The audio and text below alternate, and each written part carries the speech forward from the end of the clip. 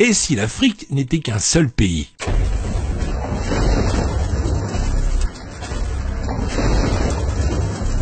L'Afrique est un continent qui couvre 6% de la surface terrestre et 20% de la surface des terres émergées.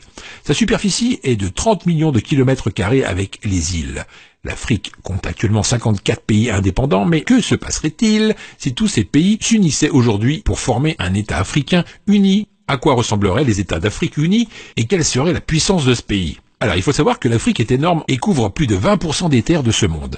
Il fait environ 3 fois la taille de l'ensemble de l'Europe. 1,2 milliard de personnes vivent actuellement en Afrique, soit 16% de la population mondiale. L'Afrique connaît actuellement le plus grand boom démographique du monde. La population du continent a doublé depuis 1990. Selon les estimations officielle de l'ONU, le continent devrait dépasser les populations de l'Inde et de la Chine réunies en 2100. La population de l'Afrique devrait atteindre 4 milliards de personnes d'ici 70 ans et va représenter plus de 39% de la population mondiale. La population de l'Afrique est actuellement la plus jeune au monde avec un âge médian de 19,7 ans comparé à la moyenne mondiale de 30,4 ans.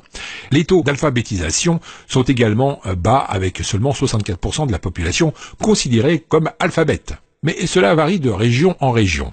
En Libye, par exemple, le taux d'alphabétisation est très élevé, environ 84,2%, alors qu'au Soudan du Sud, il est très bas, puisqu'il n'atteint que 27% seulement. Les taux d'infection par le VIH sur le continent constitueraient également un défi majeur pour l'Afrique unie, car 11% de la population de l'Afrique subsaharienne est actuellement infectée par la maladie. En plus de ces défis, les États africains seraient également confrontés à l'extrême diversité du continent. L'Afrique est le continent le plus linguistiquement et ethniquement diversifié de la planète, où l'on parle plus de 3000 langues. L'Afrique est l'endroit le plus multilingue au monde, où beaucoup parlent au moins 2 langues africaines, et une langue européenne également supplémentaire.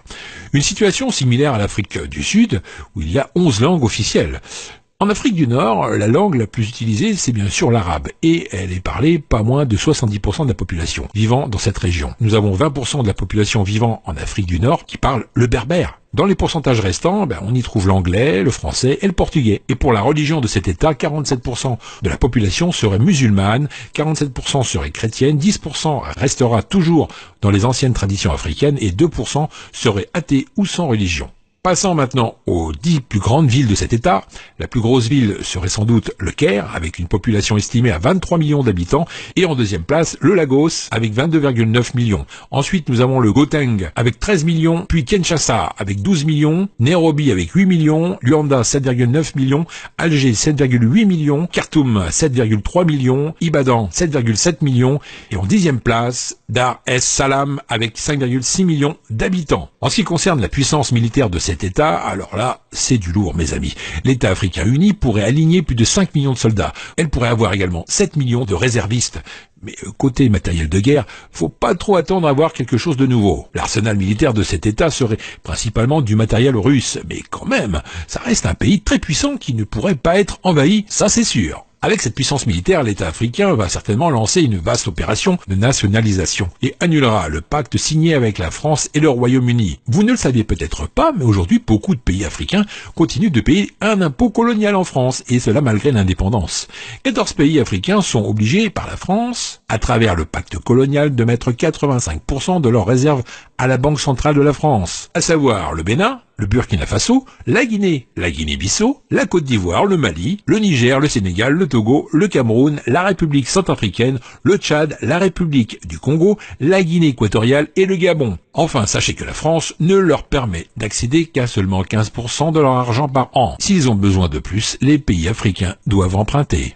En ce qui concerne les richesses naturelles de cet État, il y a de quoi remplir les poches de tous les habitants de ce grand pays. En effet, l'Afrique détient 90% des ressources naturelles de platinium, 50% des ressources d'or, 50% des ressources de diamants et 33% des ressources d'uranium.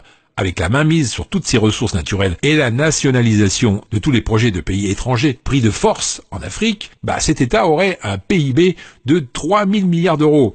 Ce qui la classera comme 5e puissance économique dans le monde, derrière l'Allemagne et devant les Royaumes-Unis et la France. Voilà mes amis, encore plein de choses à vous apprendre, c'était bien sympathique, on arrive à la fin de cette vidéo, partagez-la avec vos amis Facebook, Twitter et les autres réseaux sociaux. Pour moi, je vous retrouve dans la prochaine vidéo, juste après, qui s'affiche sur l'écran. Allez, à tout de suite.